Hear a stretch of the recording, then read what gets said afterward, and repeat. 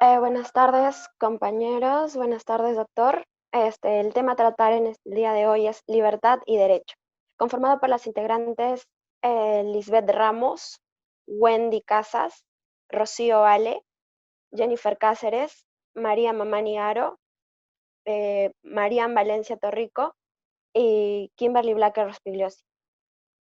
Ya, vamos a empezar primero con qué es libertad. Libertad es un sentido amplio y libertad se refiere a la capacidad que posee el ser humano de tomar decisiones y actuar de manera voluntaria según sus principios y respetando los derechos de quienes lo rodean. Aquí nuestra libertad finaliza donde comienza la libertad de otro. Sin embargo, el término libertad es mucho más complejo y de ahí que esté estudiado desde diferentes áreas. Ahí tenemos que la libertad personal implica el conocimiento previo de las consecuencias de los actos y se ve limitada cuando se afecta la libertad del prójimo, de la otra parte. Existe también una libertad tanto física, que va de las acciones, como de la ideología, que va del pensamiento y opiniones y creencias. También sabemos que la libertad hace referencia a la idea de vivir de manera digna, libre de esclavitud o de cualquier otro modo de coacción que limite nuestro bienestar y acciones de los demás individuos. Le doy el pase a mi compañera. Continuando con la exposición de mi compañera, tenemos dos tipos de libertades, la libertad antigua y la libertad moderna. La libertad antigua consistía en ejercer colectiva, pero directamente muchas partes de la soberanía entera, en deliberar en la plaza pública sobre la guerra y la paz, en votar las leyes, pronunciar las sentencias, examinar las cuentas, los actos, las gestiones de los magistrados, hacerlos comparecer ante todo el pueblo, acusarlos y condenarlos o absorberlos. Por otro lado, tenemos la libertad moderna. Los modernos tienen una idea de la libertad profundamente distinta. Para todos ellos, la libertad es el derecho de expresar su opinión, de elegir su profesión y ejercerla, de su propiedad y hasta de malbaratarla, de ir y venir sin pedir permiso y sin tener que dar cuenta de motivos o afanes. La libertad no es otra cosa que el derecho de no estar sometido sino a las leyes, de no poder ser detenido, ni preso, ni muerto, ni maltratado de manera alguna por el efecto de la voluntad arbitraria de uno o muchos individuos. Es el derecho de opinar, de escoger su industria, de ejercerla, de disponer de su propiedad, de movilizarse por donde desea hacerlo, de deliberar, de política o no. Además, se ve como el derecho de influir o no en la administración del gobierno, o en el nombramiento de algunos o de todos los funcionarios, sea por representaciones o por petición. Ahora le doy paso a mi compañera. Yo les voy a hablar acerca del autor Benjamin Constant. Los dos pensamientos de Benjamin es que para él la libertad de los antiguos, él nos habló de la libertad de los antiguos y la libertad de los modernos.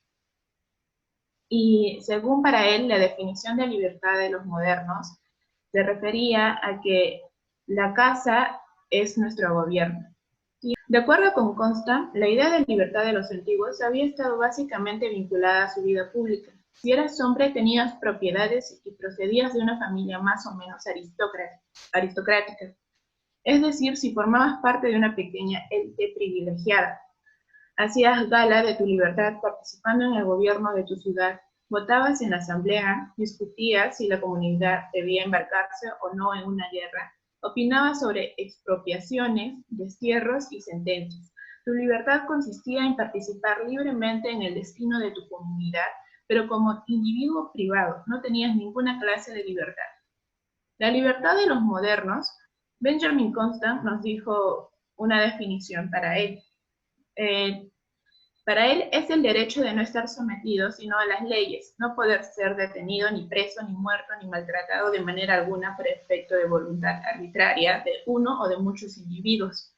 Es el derecho de decir su opinión, de escoger su industria, de ejercerla y de disponer de su propiedad y aún de abusar si quiere, de ir y venir a cualquier parte sin necesidad de obtener permiso ni de dar cuentas a nadie de sus motivos o sus pasos. Es el derecho de reunirse con otros individuos, sea para deliberar sobre sus intereses, sea para llenar los días o las horas de manera más conforme a sus inclinaciones y caprichos.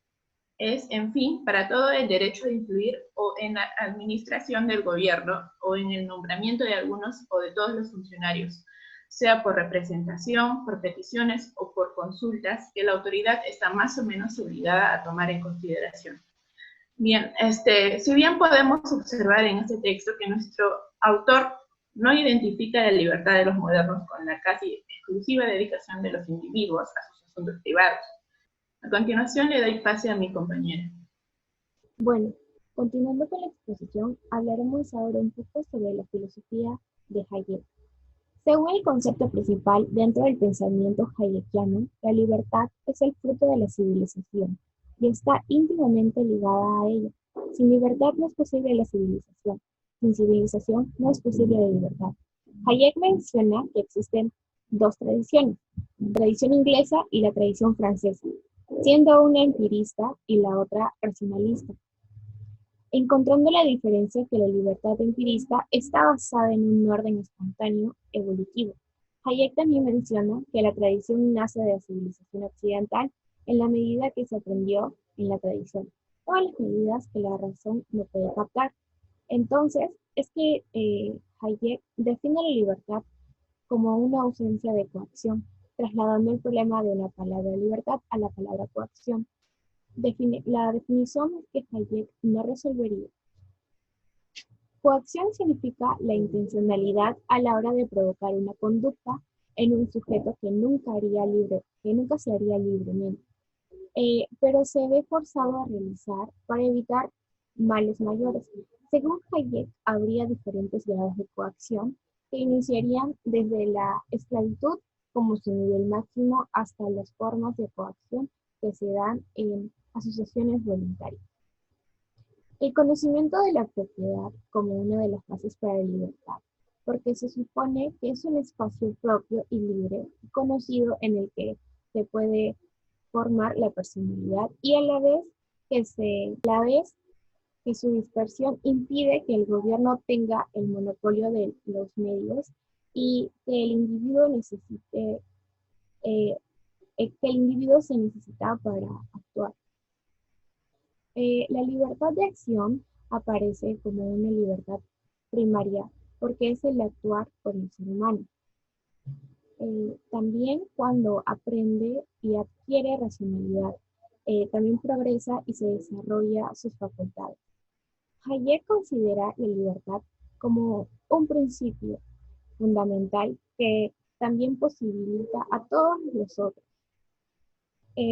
Ahora, por último, Hayek también define la libertad como un valor último. Presenta un problema que choca con su teoría de todos los valores son cambiantes y fruto de la evolución. Esto podría resolverse señalando que la libertad es un valor de civilización que supera con éxito la prueba occidental evolutiva. Bueno, ahora le doy el pase a mi compañero.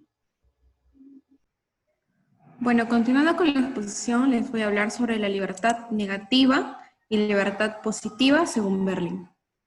Bueno, Berlín nos da a conocer dos conceptos de libertad que defiende en su ensayo de 1958, el cual escribió originalmente como conferencia cuando fue nombrado profesor de teoría social y política en la Universidad de Oxford. El concepto de libertad negativa parte de la idea de que vivimos en un mundo donde realizar un fin implica necesariamente el sacrificio de otros fines. Esto quiere decir que es el costo de oportunidad. Por lo cual, los hombres otorgan tanta importancia a la libertad de elegir. En su defensa de este campo, Berlín arguyó que los valores o fines son plurales, por lo que no pueden jerarquizarse justificadamente de forma interpersonal. Ahora, por otra parte, la concepción positiva de la libertad señala que todas las personas deben tener la capacidad de ser dueño de su voluntad y de determinar sus propias acciones, su destino. Sustenta también la posibilidad de actuar de tal forma que se puede tomar el control de su propia vida y realizar los propósitos fundamentales que se le establezcan. Es decir, la libertad de tomar decisiones. Ahora, en el sentido positivo de la libertad, va a derivar del deseo por parte de cada individuo de ser su amo propio. De acuerdo al primer concepto de libertad negativa, esto quiere decir que significa la no interferencia. Nos hace denotar la ausencia de obstáculos, restricciones o interferencias. Ahora, en cuanto al concepto de la libertad positiva, quiere decir que significa una autonomía y una posibilidad de autorrealización. Entonces se concibe como libertad en tanto capacidad de perseguir y alcanzar fines. Siguiente diapositiva.